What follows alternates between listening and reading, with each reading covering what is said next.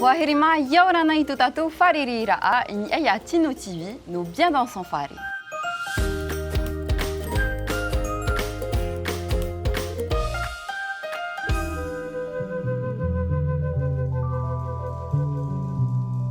Sur la plage de Mataya, des faris en terre ont vu le jour grâce à l'association Objectif Terre et je vais à la rencontre de David Chauvin qui est le président et qui nous parle de ce projet.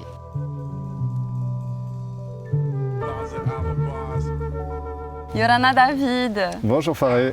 Alors est-ce que tu peux nous parler de ton projet qui est participatif, écologique et authentique ? C'est une association qui s'est donnée pour objectif d'homologuer une nouvelle technique de construction qui existe ailleurs dans le monde mais qui n'existait pas encore en Polynésie.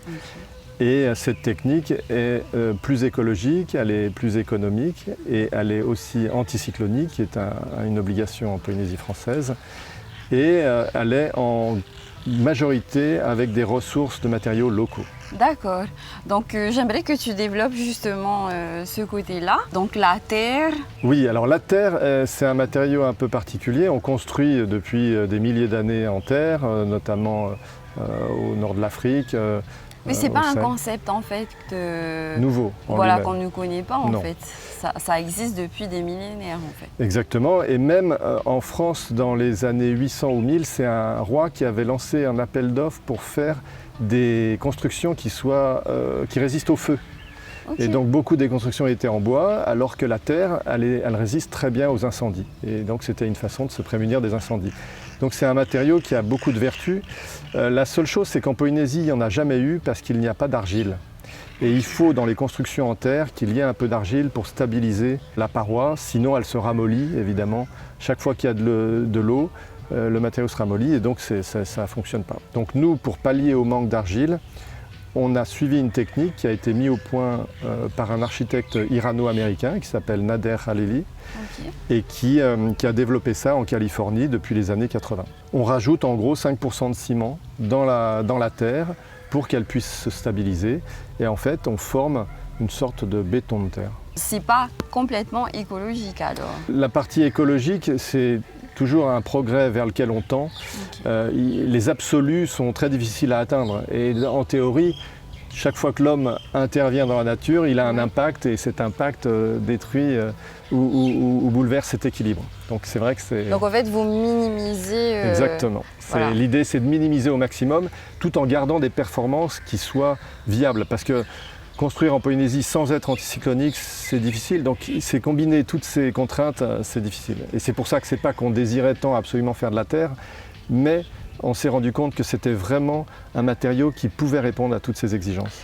Donc la base, c'est de la terre. Voilà, alors je vais te montrer effectivement un peu la structure du matériau.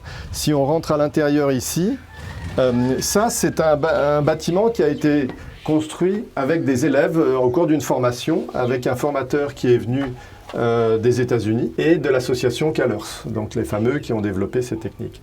Donc on voit le matériau ici, il est compacté dans des rouleaux, dans des sacs de polypropylène.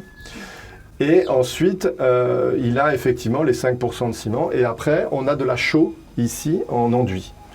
Et on a rajouté un colorant en terre naturelle pour donner un aspect plus sympathique. Alors justement, le polypropylène, est-ce qu'il peut être remplacé par quelque chose de plus bio? Oui, alors effectivement, l'idéal, ce serait de pouvoir éviter d'utiliser ce matériau, ce qui est possible. Au début de notre recherche, de jute, par exemple. C'est-à-dire que nous, on est en recherche et développement. C'est-à-dire qu'effectivement, une technique n'a jamais été mise en œuvre.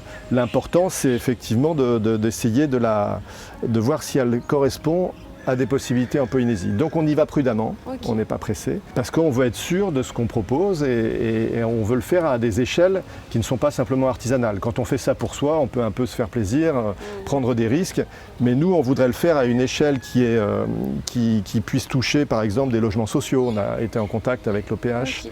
Et en fait c'est vrai que la toile de jute elle est peut-être un petit peu onéreuse. Alors d'abord elle est plus chère, exactement, tu as raison, elle est beaucoup plus chère que le polypropylène. Donc si on arrivait à la faire moins chère, ça serait bien, mais les sacs de copra, on y a pensé, évidemment.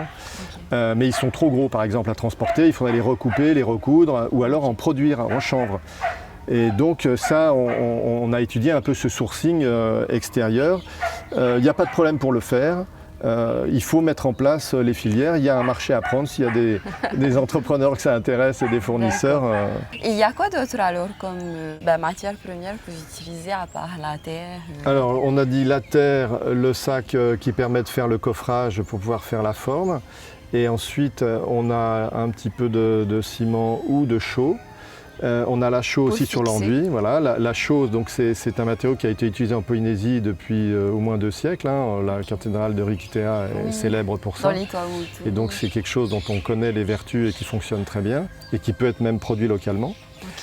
Okay. Et ensuite, on met un peu de fil de fer barbelé entre les rangs de sacs pour avoir une stabilité. Alors on a pensé à les remplacer par du Miki et autres.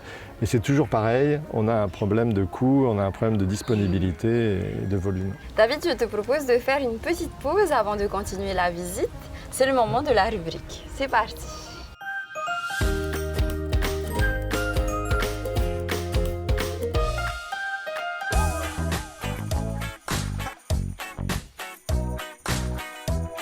Ça fait des années que je peins et que je sculpte, et là ça fait à peu près 6 mois que je me suis mis à fond dans la décoration de maison, les décorations de murs extérieurs et tout ça.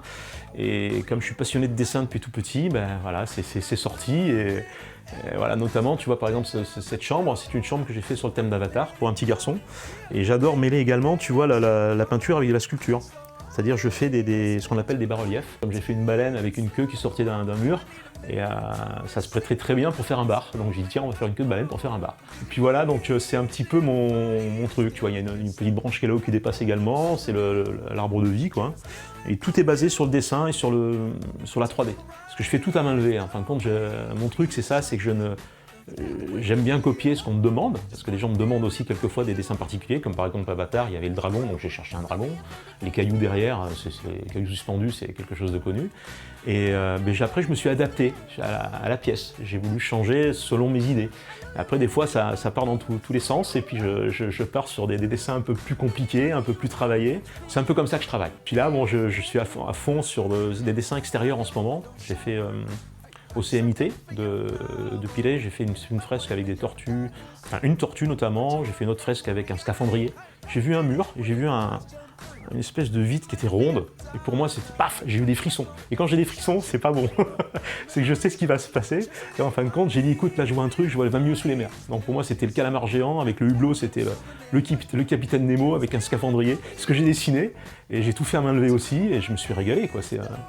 En fin de compte, je m'éclate à faire tout ça, quoi. Et ça plaît aux gens, les gens se régalent de venir me voir dessiner, ils aiment ça. J'étais ancien prothésiste dentaire et maxillofacial, donc si tu veux, j'ai appris à travailler sur tous les matériaux. Là, la peinture, notamment ici, c'est de la peinture acrylique, qui ne sent pas, qui n'est pas odorante. Et je m'en sers, alors j'ai une technique, c'est que je travaille beaucoup au pinceau et beaucoup à l'aérographe. Bon, j'utilise beaucoup de bombes de peinture, comme on fait en street art, ça c'est le gros truc classique pour couvrir de grandes surfaces ou pour aller très vite. Mais moi j'aime énormément le détail, et le détail pour moi c'est ce qui fait ressortir. Tu vois par exemple une cicatrice sur une baleine, et tout ça, mais ça se fait à l'aérographe, c'est hyper fin, c'est hyper détaillé. Et après pour les matériaux, tu vois, dans des trucs comme ça, je m'adapte en fin de compte en fonction du mur, je fais une base de métal ou une base des fois de papier mâché, de n'importe quoi. On s'adapte à tout, quoi. Voilà, c'est un peu tout ça.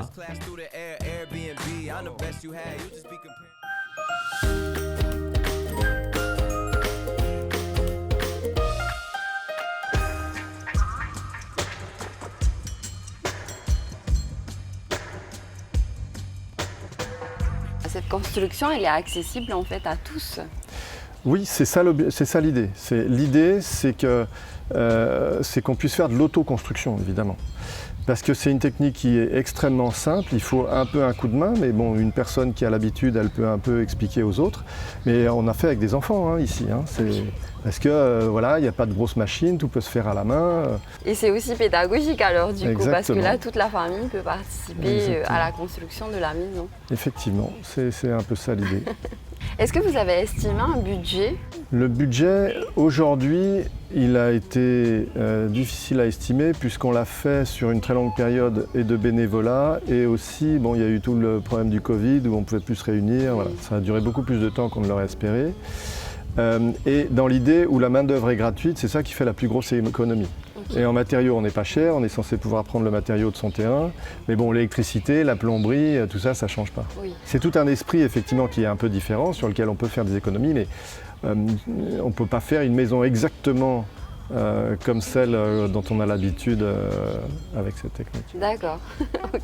Par contre, la couverture, elle a été faite à partir de bois de pinus qui vient des marquises. On a utilisé les chutes, tu sais, quand tu scies un tronc, tu enlèves les 4 bords arrondis.